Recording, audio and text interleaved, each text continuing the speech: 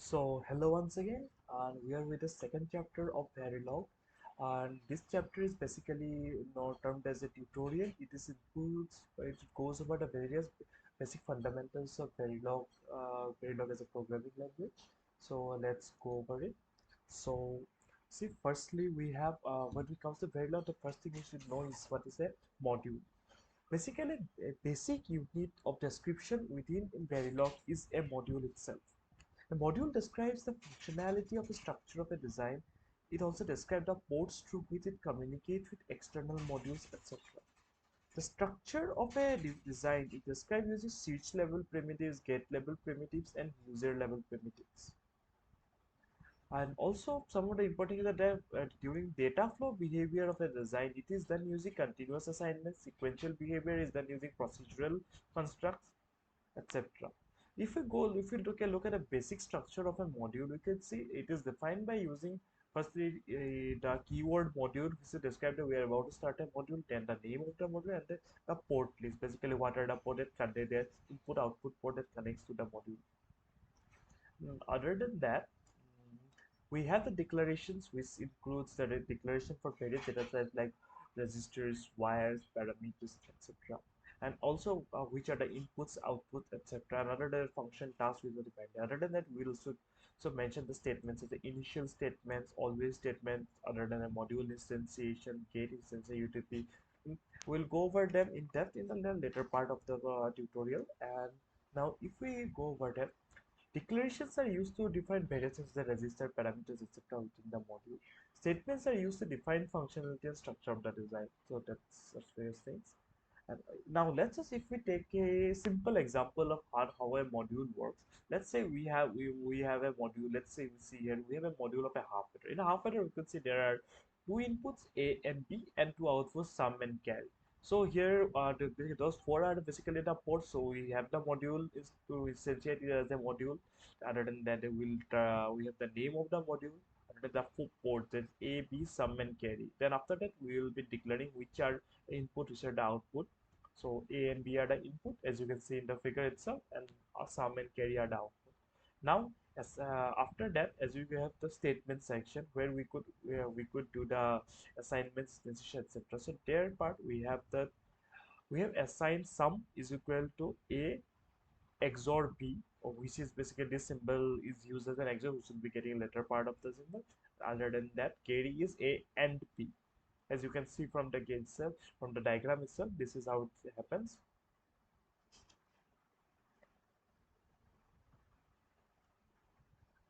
And this assignment when they're done in this these are basically continuous assignments, so this basically falls under data flow behavior, basically data flow style of instead writing a module. And other than that, we also have behavioral structure and or any mix of them. Now, after we're going over modules are very useful in such that you could instantiate a module and later use it at any part of the program whenever you need it. Other than that, we have other than modules, the next part important that is delays. Delays refer to the time when how much time does a basically executing a statement takes. For example, we could see assign hash to sum. Here, this hash to refers to two time unit. Basically, this line will take two time unit to basically execute. So, and what is time unit? Time unit is actual physical time which can be basically related with one time. The relation can be defined by using the time scale compiler directive. So here, as you can see, this time scale is when written in this format, 1 nanosecond divided by 100 picosecond. In this, it says that 1 unit is equal to 1 nanosecond and the time precision is 100 picoseconds. After that, if no compiler directly specifies a vehicle simulator made to a certain time, this time period is not specified by IEEE standard. This can vary from distributor to distributor. Now, as you can see, as we saw that there are about four ways of describing a module.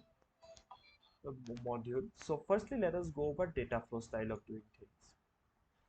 The basic mechanism used to design a module in data flow is continuous assignment. Basically, all the assignments are done simultaneously. It continuous query assigned to the net. Basically, here the thing happens that when you use by the keyword assigned to deleted, and after that we mentioned the delay and net variable where directly we assign expression to it. So as we could have seen in the past example that we directly assign the values of a XOR b to sum. So that is the very way how we do things in data flow. Anytime the value of a operand is used in the right sense of the changes that basically what it says that let's say in this example, so anytime the value of a or b either of them changes, this line will be re-executed. That is the value of this will change, but it doesn't have to be that this line have to again we have to encounter this line. It doesn't go that way. If either a or b changes, the sum value of sum will be recalculated at exact that time. If no delay is specified, default is zero delay. Yes, if no delay are specified in the assignment itself, then uh, basically delay equal to zero is considered. Now let's say we an example for a 2 to 4 decoder circuit, as you can see in the diagram itself. Firstly, we have defined the time scale as 1 nanosecond and also the precision is 1 nanosecond. Now, for the ports, as you can see here, we have 3 inputs and 4 output. So we have done the 3 input and output potential, where output we have basically as a list of Z as order, not as one port, but rather a list of ports. So we will be going over what does that means in later part of the that. And other than that, we have also defined two wire to denote basically a bar a complement and b bar b complement. So after this, let us first see. First, we'll be assigning a bar value as a bar value as a negation. This symbol basically acts as not or not in logical expression, and other than that and b bar is equal to not b, something like that. And when it comes to z0, as you can see here, what does as you can see here, the z for z here the value it comes are first is a bar, then we have a b bar and e and n over, and after that is this is an and gate. After doing the and operation, we have again negated it, something like that. So similarly it happens for all the assignments here. So uh, now that one more most important part of this thing is the timing. How, as you can see, you have multiple delays. So how does the timing change? Let's see. Initially, let's say A is at A is off, B is off, and enable is also off. At 5 seconds, we have enable 5. So what type of changes will take place? So firstly, let's see. Since is an AND operation. So if either of the values are 0, all entire value will be 0 and negation of that will be 1. So initially what we had was all of them were 0. So En was 0. So A bar and B bar. If A bar and B bar, if both of them are either 1 or 0, it doesn't matter. So it will be off and negation of that is 1. So we had it as 1. And for Z1, similarly, En is 0. So all of them were at 1 initially. Okay. Now, since we are now since okay now since we a is changed now, we have yes oh, no, enable is yeah, enable is on now, so the value will be such that see, since a and b both were initially 0, a bar and b bar both were 0, so both a bar and b bar were 1 initially. So enable is also 1. So as you can see here, its enter is 1, so negation of 1 will be 0. And initially it was 1, so it will become initially it was 1. So after 2 seconds, as you can see here, after 2 seconds the value will become 0. And rest of them, since other than enable, it has other 0 values, so it won't matter much. Similarly, you can see at 15 seconds when b becomes or a becomes on, when a becomes on, and this becomes 1, and b bar was already 1, and enable was is also 1, so the net will become 0. So so after 2 seconds, right after 2 seconds, after 70, it becomes 0. However, when you can see that for 0 also, a bar is 1, b bar is 1, en is 1, but it happens after 18 seconds. This is because the calculation of a bar also takes 1 second other than the 2 second taken here, so it takes 3 seconds for that. Now let's give a basic idea how things happens in data flow style. Now if we take an example at behavioral style, behavioral style basically try to mimic the what type of behavior does the module takes place in different. So this can be done using two type of statement: the initial statement and always statement. These are similar to the void loop and voice static and void loop in Arduino programming language, where the in sense that initial statement are executed just once and always statements are executed that continuously, and yeah, most commonly done in conjunction with some type of conditional, etc. So if we take an example of full adder circuit in this in behavioral style, we could see that firstly we have named the ports input output etc common stuff. After that we have given the output register sum out etc, and other than that the three wires registers three sections which will be the intermediate outputs is t1 t2 t3. Now we have directly used always, so this part will be run indefinitely unless it's specified otherwise. And yet the at the mark at is called no is comes from an event thing called event control, where basically it's kind of like a conditional. That event control what it does that if as you have a or b or c, either of these three value changes is written, entire block after it from begin to end will run.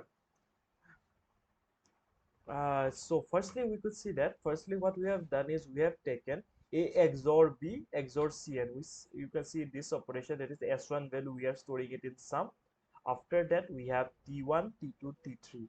For T1, as you could see, it is basically A and C in B and C and T3 C.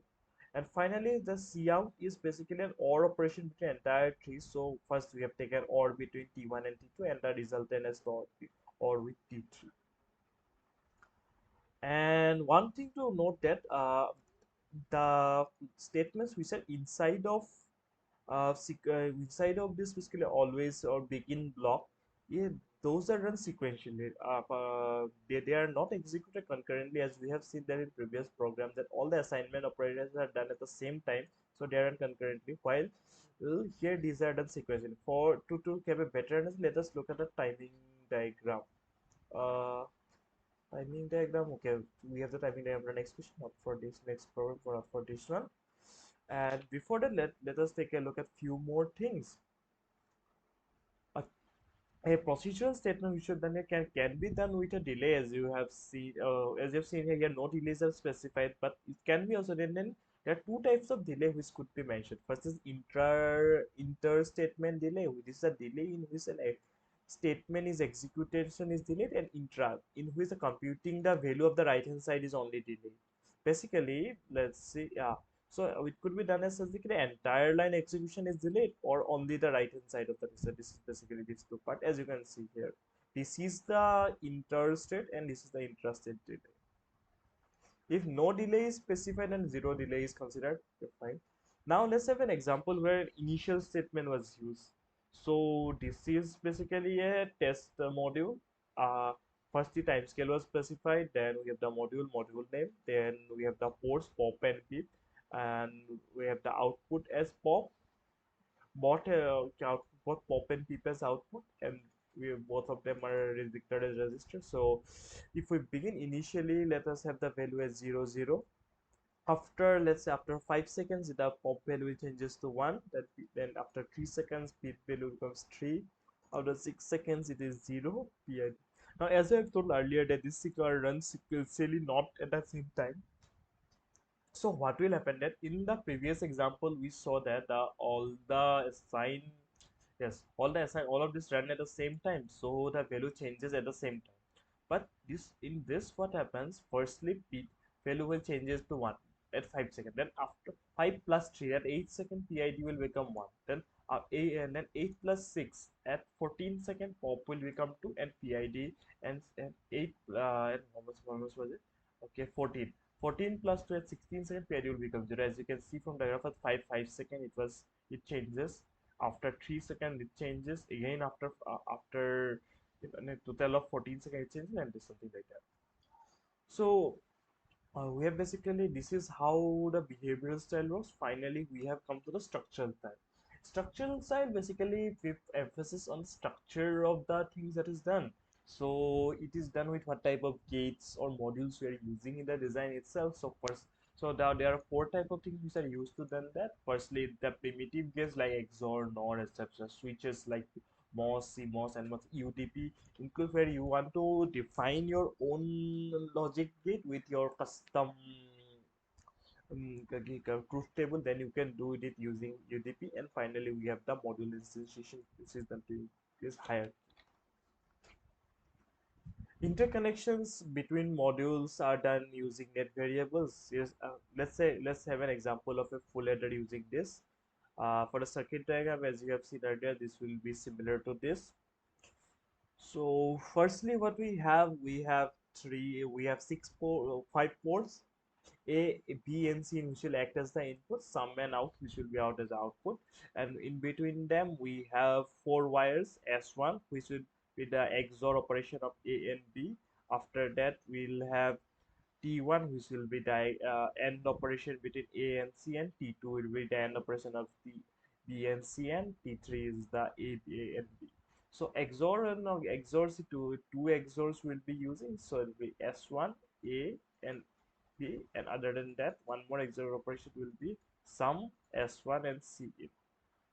And other than that, and then for the AND gates, as you have could see here, the XOR, these two are the both the XORs. Then we have three AND gates and one AND gate. So let's take a look other than that. So for the AND gate, we have A1, T1. Oh yes, in the gates, the first value is the output port, and rest of two are the inputs basically.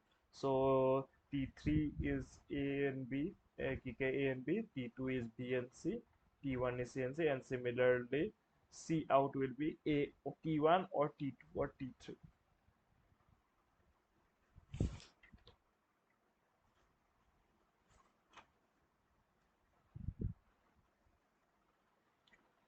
Mm,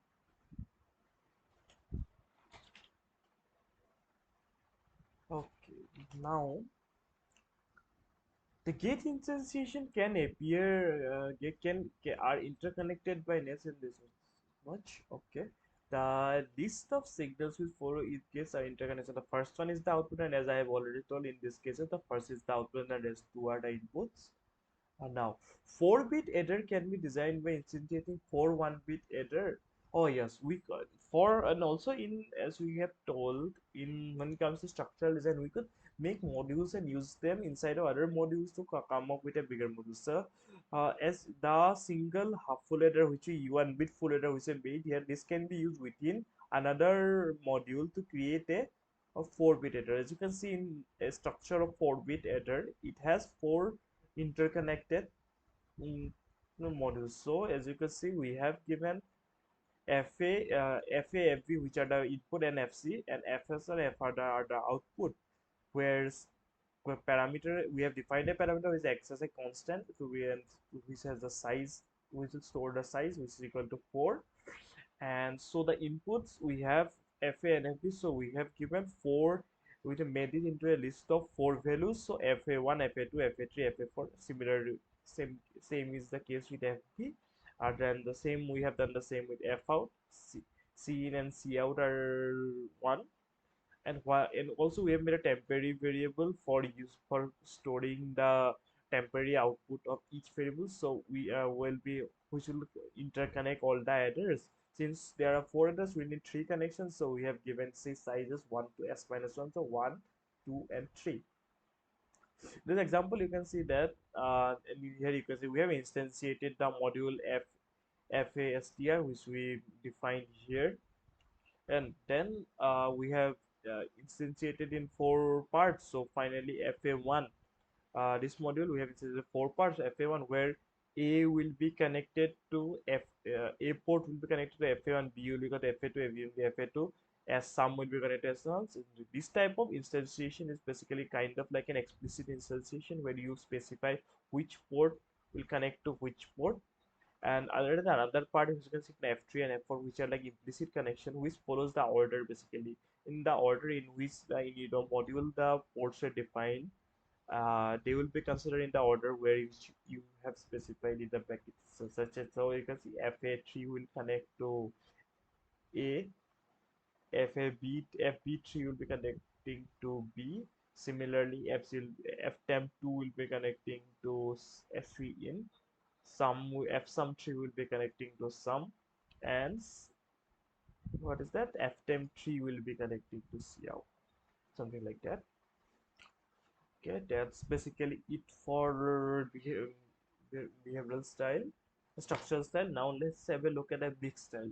Mixed style is by using, when we use the three styles which I mentioned earlier in conjunction with each other, we achieve mixed style. It's sometimes useful for dealing with some complex structure, when as for different types of circuits and modules, the different parts excel, different type of declaration excels. So when using mixed style, we could very much simplify the work which we are doing.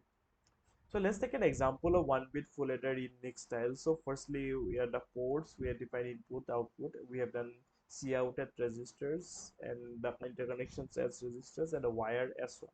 So firstly, for the first XOR, this XOR we did it using a pre-made XOR root, that is we use a structural style for that. So this is what we got. After that we use this, we basically x for the behavioral style, using a always statement where either a or b or c in value, these three values, these four values changes. And other than that, we have finally used a continuous assignment, that is from data flow style for the full, to, to finally get the sum from the values. Finally, simulating, as Verilog HDL is extremely useful while simulating a design, which offers for running simulations. Uh, Simulation and stimulus and control, for any stimulus and control, which are the values needed to provide to the inputs and outputs, that can be controlled for the initial statement itself, and the responses from the design can be saved, on save, etc. Finally, verification can be done by automatically comparing it with expected responses by writing appropriate statements and initial statement itself. So let's have a look at the test module. Top that test the module FS sequential described earlier. We need to describe the timescale as usual. Other than that, we initiated the top. Then we have specified three registers, PA, PP, PC1, and wires PCO and sum. And we have now finally we have instantiated the module fs sequential f1 with the parameters ps here in this one, as you have seen here, which we got to know earlier. Then we have wrote the initial statements for to run the test, where we have get only one specifies that this will be run only once. And inside of that we have mentioned the register as set to 3, so we need 4 bit for 4-bit values. So we treat from 3 to 10 PAPB. So PA1 will have 4-bit values. 4-bit values, why? To make the value 8. So now we have basically run a loop to assign values to PAB from 0 to 7, to for it to have 8 values, and it will be incremented in every loop. And inside of the loop we have the statement begin, where we are using the constructor operator to break the bits of PC1 into PA, PE, PC, to basically changing their values, which will in turn, due to this instantiation, changes the value of PSUM and COUT, and we have using the display to print out the value with the 5 seconds of delay. So here you can see this B, B, B, this are used to display the value of these variables inside of the string itself, and thus they are displayed. After every 5 units of time, this will be displayed. As you can see here, this will basically be the output of the program, something like this. And also this is a timing diagram for that. Since we have already taken 2 3 examples of time, this should be pretty much apparent for everyone viewing this video. And that should be it for the basic some basic. We have gone over all the structures and basic styles of how VLSI. Next part will be going over the various language construct and things of VLSI.